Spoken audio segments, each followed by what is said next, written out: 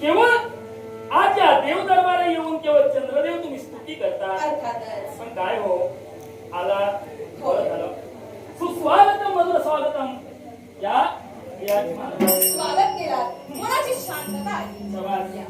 देवराज देवेंद्र, आज तुमच्या दरबारापर्यंत माझे येणं हो. झालंय. याच्याही मुळाशी कारण आहे. याच्या मुळाशी कारण होय देवराज देवेंद्र. एकाक्षरी म्हणे या देव दरबाराच्या ठिकाणी येण्याचा हेतू म्हणे एक वेगळा आहे. आगळा आणि वेगळा आहे. ऐकूया. आणि तो हेतू जर का कोणता असेल तर देवराज देवेंद्र, सारा 33 कोट देव देवतांचं अधिपत्य आज तुम्ही सांभाळताय. हो. असं असताना देखील तुम्ही जरी त्रय देवतांच्या आज्ञेत असलात तरी इतरत्र सारे देव देवता तुमच्या अधिपत्यात आहेत. हो. बरोबर ना? अगदी खरं. मग देवराज देवेंद्र, मला सांगा, या साऱ्या देव देवतांवर अधिपत्य जर का तुमचं असेल तर यात आमचा हातभार देखील आहे. मग तुमच्यासारखा सर्वश्रेष्ठ आम्हाला का नाही? काय म्हणाला? म्हणे या विश्वाच्या ठाई विश्व कार्यासाठी जरी मी देवतांचा अधिपती असतो तरी इतर देवता माझ्या अधिपत्याखाली असून या विश्व कार्यासाठी तुमचा हात, आणि म्हणून आमच्यासारखं श्रेष्ठत्व म्हणे तुम्हाला नाही. बरोबरच बोलतोय. असं तुम्हाला का वाटू लागलं? त्याच्याही मुळाशी कारण आहे. आणि ते कारण जर का कोणतं असेल तर आम्ही चंद्रदेव साऱ्या विश्वाला शीतलता देतोय. एवढंच नव्हे तर वनस्पतींचे राजा म्हणून आम्ही नटलो गेलोय. मग असं असताना देखील तुमच्या एवढाच मान आम्हाला का नाही? चंद्रदेव एकाएकी येऊन श्रेष्ठत्वाचा मानाचं बोलतात.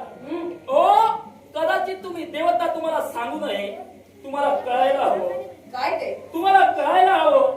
कारण या विश्वाच्या ठाई ज्याप्रमाणे त्रय देवता उत्पत्ती, स्थिती आणि लय हे कार्य विसरतात, ज्याप्रमाणे त्रय देवता श्रेष्ठ होय त्यांच्यानंतर इतर देवता सुद्धा आपली कार्य योग्य रीतीने पूर्ण करतात. अगदी बरोबर. ज्याप्रमाणे ते कार्य पूर्ण करतात त्याप्रमाणे ते आपापल्या जागी श्रेष्ठच होय. ज्याप्रमाणे मी अधिपत्य करतोय योग्य रीतीने जर कारभार सांभाळत असेल तर ते माझं श्रेष्ठ होय. श्रेष्ठत्व हे कधी स्वतःच्या मुखातून बोलून दाखवून येत नाही. त्यासाठी कर्तृत्व चांगलं लागतं. ते जगानं सांगायला हवं. थांबा देवराज देवेंद्र, सर्वश्रेष्ठ हे मुखानं सांगता येत नाही असं तुम्ही म्हणताय. मग असं जर का असेल तर तुम्ही देखील सर्वश्रेष्ठ नाही हे मी म्हणतो. चंद्रदेव एकाएकी म्हणे माझ्या श्रेष्ठत्वावर तुम्ही पोचला. होय. म्हणे मी या विश्वास श्रेष्ठ नाही. मुळीच नाही. मी तरी हे मान्य करत नाही. पण एक लक्षात ठेवा, काय ते? 14 रत्नापैकी तुम्ही एक आहात. अर्थात. होय ना? मग ती 14 रत्न माझ्या अधिपत्याखाली आले, मग अधिपत्याखाली तुम्ही पण माझ्या आहात. आहोत. श्रेष्ठत्व मी नाही तो कसा? अर्थातच तुमच्या अधिपत्याखाली आम्ही आहोत. आल्या प्रथमच आम्ही तुम्हाला सांगितलं, त्रय देवतांच्या आज्ञेत तुम्ही असलात तरी देखील इतरत्र सारे देव देवता अर्थात त्यात आम्ही देखील येतो. आम्ही तुमच्या अधिपत्याखाली आहोत. पण तुमच्या अधिपत्याखाली असताना देखील स्वतःचा स्वश्रेष्ठत्वपणा आणि स्वतःचं साम्राज्य आम्हाला निर्माण करायचंय म्हणून इथपर्यंत आलोय. निश्चितच निर्माण करा. पण मी तुम्हाला काय म्हणालो, जर मी तुम्ही जर माझ्या अधिपत्याखाली आहात तर मी श्रेष्ठ नाही तो कसा? मुळीच नाही. मला सांगा देवराज देवेंद्र, त्वष्टा महंतांच्या 2 पुत्रांचा शेवट तुम्ही केला. बरोबर? त्वष्टा महंतांच्या 2 पुत्रांचा शेवट करून ब्रह्महत्येचं पातक तुम्ही घेतलात. मग ब्रह्महत्येचं पातक तुमच्या माथी असताना स्वतःला स्वश्रेष्ठत्व तुम्ही कसं काय म्हणू शकता? चंद्रदेव कदाचित तुम्ही इतर चुकलात. सिद्ध करून दाखवा. निश्चितच आता माझं ब्रह्महत्येचं पातक लागून मी माझं श्रेष्ठत्व सिद्ध करतोय. अगदी योग्य. त्वष्टा महंतांचा पुत्र म्हणजे विश्वरूप. अगदी बरोबर. हा विश्वरूप, या विश्वरूपाचा घात मी केला. आणि तो का केला तर या विश्व कार्यासाठी, विश्वाच्या रक्षणासाठी, साऱ्या देवतांच्या रक्षणासाठी. कसा तो एका विश्वरूप हा केवळ त्याला 3 मुख होती म्हणून तो त्रिशिरा म्हणून ओळखला जाते होता. पहिल्या मुखानं वेदांचं पठण करायचा, दुसऱ्या मुखानं रसपान करायचा, तिसऱ्या मुखानं हा सोमपान करायचा. अर्थात तो श्रेष्ठ होता, एका ब्राह्मणाचा पुत्र होता हे मान्यच आहे. पण काय झालं, ज्यावेळी देवगुरु बृहस्पती यांनी केवळ स्वर्ग साम्राज्याचा त्याग केला, क्रोधाने म्हणून देवगुरु पद नाकारून केवळ ते स्वर्ग साम्राज्याचा त्याग करून गेले, त्यावेळी देवतांना पण पुरोहित नव्हता. आणि तो पुरोहित केवळ देवतांना मिळावा म्हणून त्या विश्वरूपाला आम्ही देवगुरु बनविलं. अर्थात देवतांना एक पुरोहित हवा तर तो पुरोहित बनविलं. पण त्या विश्वरूपानं केलं ते काय? स्वतःच्या मनी देवतांच्या बाबतीत कपट ठेवलं. आता ते कसं ते ऐका. ज्यावेळी यज्ञाच्या ठाई केवळ मंत्र देवतांचा आणि जो अविर्भाग मिळत असते ना, तो अविर्भाग जास्त तो भाग दानवांना आणि कमी भाग देवतांना. जर का असं झालं असतं तर केवळ दानव हे शक्तिशाली झाले असते. या विश्वावर धर्म संकट आलं असतं. देवतांचं रक्षण, देवता कुठेतरी संकटात पडले असते. म्हणून मी त्या विश्वरूपाचा घात केला. दुसरी गोष्ट, ते ब्रह्मपातक, ती ब्रह्महत्येचं पातक, केवळ त्या ब्रह्महत्येच्या पातकाचे 4 भाग केले आणि या विश्वाच्या ठाई पृथ्वीने 1/4 अंश भाग घेतला. जेणेकरून काही वर्ष पृथ्वी ही ओसाड राहते. वृक्षाने घेतला तो डिंक स्वरूपात त्याचं क्षमन होतोय. पाण्याने फेसाच्या रूपात त्याचं क्षमन होतोय. आणि दुसरी गोष्ट, केवळ 4था भाग हा विश्वातील स्त्रियांना दिला गेला. तो मासिक धर्म पाळतोय. त्याच्यामुळं माझ्या पापाचं तुम्ही आढावा घेऊ नका, कारण मी जे कर्म केलं ते विपत्तीलं म्हणून इथं आहे. थांबा म्हणतोय देवेंद्र. हे जरी का तुम्ही स्पष्ट माझ्या पापाचा आढावा घेतात. चंद्रदेव काय हो, काय ते तुम्ही काय शुद्ध आहात का? असं मी मुळीच म्हणालेलो नाही. पण तरी देखील ब्रह्महत्या ही ब्रह्महत्याच असते आणि ब्रह्महत्येचा पातक तुम्ही स्वतःला लावून घेतलेला आहे. जे पाप मी केलं, जे पातक मी केलं, ते पातक शमन करण्याची ताकद माझ्या अंगात होती म्हणून इथं. तुम्ही काय स्वतःला श्रेष्ठत्व समजता? मग सांगा तुमचं श्रेष्ठत्व मला सांगा. काय ते? जर तुम्ही श्रेष्ठत्व होता, तुम्ही शापिष्ट का? आम्ही श्रापिष्ट का? ऐकावं, कोणत्या श्रापिष्टाबद्दल तुम्ही बोलताय? जो तुमचा ससुर म्हणजे दक्ष, त्याने तुम्हाला शाप का दिला हो? श्राप दिला याच्याही मुळाशी कारण आहे. आमच्या 27 पत्नी, जे 27 नक्षत्र म्हणून ओळखले गेले, या 27तील आमची प्राणप्रिय म्हणजेच रोहिणीवरही आमचं जीवापाड प्रेम होतं. याच्याही मुळाशी एक कारण आहे. आणि ते कारण जर का कोणतं असेल तर रोहिणीने आम्हाला सारी सुख दिली. मानसिक सुख आम्हाला रोहिणीने दिलं. एवढंच नव्हे तर संसार चालविण्यासाठी रथाची 2 चाकं मजबूत लागतात. आणि ती 2 चाकं म्हणजे पती आणि पत्नी. आणि ही पती आणि पत्नीची चाक रूपी जोडी ज्यावेळी अगदी सुरळीत चालते, त्याच वेळी संसार रूपी गाडा अगदी व्यवस्थित हाकला जातो. आणि म्हणूनच हे सारं सुख मला रोहिणी देण्यासाठी तत्पर होत होती. मला मानसिक सुख रोहिणीने दिलं म्हणून माझं सर्वात जास्त प्रेम रोहिणीवर होतं. राहिला प्रश्न 26 जणींचा. 26 जणींनी केवळ माझं ऐश्वर्य पाहिलं आणि त्यावर भाळल्या. एवढंच नव्हे तर आपल्या पती परमेश्वराला मानसिक सुख कशा पद्धतीने मिळेल याचा विचार त्यांनी केला नाही. आणि 26 नक्षत्र जाऊन आपल्या पिताश्रींकडे म्हणाली की आमचे पतिदेव आम्हाला मुबलक प्रेम देत नाही, केवळ प्रेम करतायत ते रोहिणीवर. आणि हे ऐकताच दक्ष प्रजापतींच्या दरबाराची हातमस्तकाला जाऊन भिडली आणि रागाच्या भरात त्यांनी मला श्राप दिला की तू क्षयरोगामुळे झीज होत पावशील. आणि हा श्राप देखील मी मान्य केला. पण तदनंतर ब्रह्मदेवांच्या विनवणीवरून दक्ष प्रजापतींनी उशापही दिला. आणि तो उशाप जर का कोणता असेल तर शुक्ल पक्ष आणि कृष्ण पक्ष 15 दिवस, यामध्ये काही काळ झीज, 15 दिवस झीज आणि 15 दिवस पूर्णत्वाने अर्थात अमावास्या आणि पौर्णिमा. मग माझं पाप ते यात काय? मग मी पण काय म्हणतोय, 27 पत्नी रोहिणीवर तुमचं प्रेम, अर्थात 26 पत्नी दक्षाकडे गेल्या. अर्थात तुम्ही तुमचा संसार जिथं सांभाळू शकला नाही 26 जणांचा, तिथं तुमचं कसलं श्रेष्ठत्व? हे मुळीच मला सांगू नका. देवेंद्र एक लक्षात घ्या. प्रथमच मी मला कथन केलं, रोहिणी मला सारी सुख देण्यासाठी तत्पर ठरली. एवढंच नव्हे तर संसारात पत्नीनं काय करायला हवं ही सारी कर्तव्य रोहिणी बजावत होती. आणि म्हणूनच रोहिणीवर माझं सर्वात जास्त प्रेम होतं. इतरत्र 26 बायकांवर माझं प्रेम नव्हतं असं मी मुळीच म्हणालेलं नाही. त्या माझ्या प्रेमानं वागत नव्हत्या.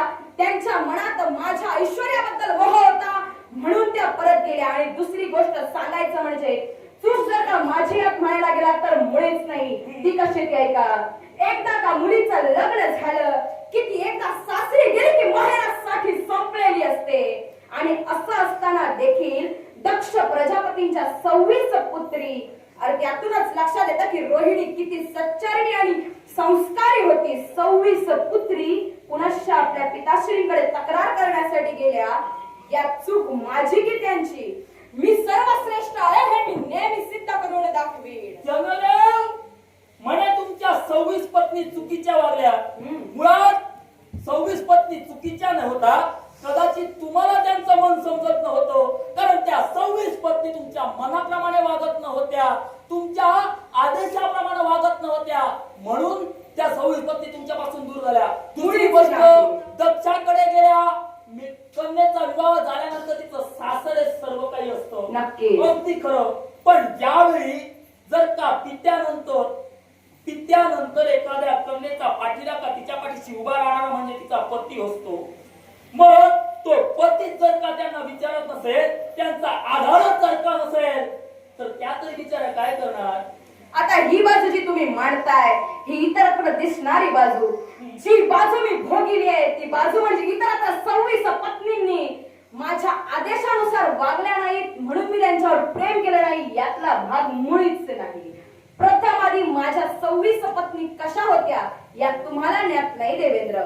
26 पत्नी आणि रोहिणी यांच्यामध्ये अगदी जमीन आसमानाचा फरक. आणि तो कसा तर रोहिणी ही सच्चारिणी, सुशील आणि संस्कारी होती आणि इतरत्र ऐश्वर्याला भाळणाऱ्या होत्या. आणि म्हणून तुम्ही शापिष्ट ठरलात. श्रापिष्ट ठरलं देखील तरी देखील त्यात वावग काही घडलेलं नाही. साऱ्या विश्वाच्या ठिकाणी अमावास्या आणि पौर्णिमा झाली आणि याच्यावर सारे सण निर्माण होत गेले. एवढंच नव्हे तर पौर्णिमेला चंद्र पूर्ण आणि अमावास्येला त्याच्या कला लहान असं झाल्यामुळे एक नवीन चक्र या विश्वामध्ये सुरू झालं. मग यातून चूक काय घडलं? चंद्रदेव, चूक काय घडलं हे महत्वाचं नाही, श्रेष्ठत्वाचा विचार करून तुम्ही माझ्यावर बोट ठेवलात. नक्कीच. म्हणून तुम्हाला विचारलं, जर श्रेष्ठत्वाचा बोट ठेवून तुम्ही जर श्रेष्ठ समजत असाल आणि माझ्यावर जर का बोट ठेवून जर का माझं श्रेष्ठत्व नाकारत असाल तर ते मी खपून घेणार नाही, मी ते मान्य करणार नाही. मग असं जर का असेल तर ब्रह्महत्येचं पातक जे तुम्ही तुमच्या मस्तकी घेतलात ते देखील मी मान्य करतोय. तुम्ही कितीही जरी सांगितलं की ब्रह्महत्येचं पातक मी माझ्या माथी घेऊन ते अगदी सच्चारणपणे सुरळीत अगदी मोडलेलं आहे तरी ते मी मान्य करणार नाही. ब्रह्महत्या ही ब्रह्महत्याच असते. ब्रह्महत्या मी केली आहे. ब्रह्महत्याचं पातक मला लागलेलंच आहे. ज्याप्रमाणे केवळ विश्वरूपाचा मी घात केला, ज्याप्रमाणे विश्वरूपाचा घात केला, विश्वरूपाच्या घातानंतर काय झालं? विश्वरूपाच्या घातानंतर काय झालं? त्वष्टा मंताने क्रोधाने होऊन रुद्रासुर निर्माण केला. अगदी बरोबर. त्या रुद्रासुरानं काय केलं? तो या विश्वाच्या ठाई केवळ पाणी आठवू लागला, जल आठवू लागला आणि त्याने ते सारं जल आठविल्यामुळं हे विश्व केवळ या जलापासून वंचित ठरलं. सजीवांना नाहक त्रास होऊ लागला. पण यज्ञ कार्य होऊन बंद पडलं आणि त्यावेळी या विश्वासाठी देव कार्यासाठी मी दुसरं ब्रह्महत्येचं पातक केलं. ते ब्रह्महत्येचं पातक अश्वमेध यज्ञ करून मी पचविलेलं आहे. त्यामुळे तुम्ही माझ्या पातकांचा आढावा घेऊ नका. असं किती जरी असलं तरी तुम्ही माझ्या संसारात आलात. आणि दुसरी गोष्ट म्हणजे ब्रह्महत्या ही ब्रह्महत्या असं मी प्रथमच सांगितलं. त्यामुळे तुम्ही किती देखील सदोष असण्याचा प्रयत्न जरी केलात तरी ते मी मान्य करत नाही. या क्षणी सर्व श्रेष्ठ पद मला मिळवायचं आणि ते मला मिळविण्याशिवाय जाणार नाही. निश्चितच तुम्ही श्रेष्ठत्व मिळवा, पण मर्यादा ओलांडू नका. प्रत्येक देवतेला मर्यादेचं कुंपण आहे. अर्थात त्या मर्यादेचं का उल्लंघन केलं असाल तर केवळ हा देवेंद्र तुमच्या समोर उभा आहे. असं जर का असेल, तुम्हाला देखील तुमच्या स्वसर्वस्थावर गर्व झाला असेल तर माझ्याकडे माझा नाविलाज होतोय. या क्षणी देवराज देवेंद्रांना देव न म्हणता युद्धासाठी उभा ठाकतोय. देवताला देव न म्हणता केवळ हाती शस्त्र दिला, मग शास्त्रामध्ये शास्त्राने लावले, मलाही माहित आहे तुम्ही तुमचं श्रेष्ठत्व कोणत्या प्रकारे सिद्ध करता. मग पहा, या क्षणी तुमच्या माझ्या युद्धाचा पराक्रमाचा शंखनाद गगनाला जाऊन भिडतोय. शंखनाद भिडला नभा.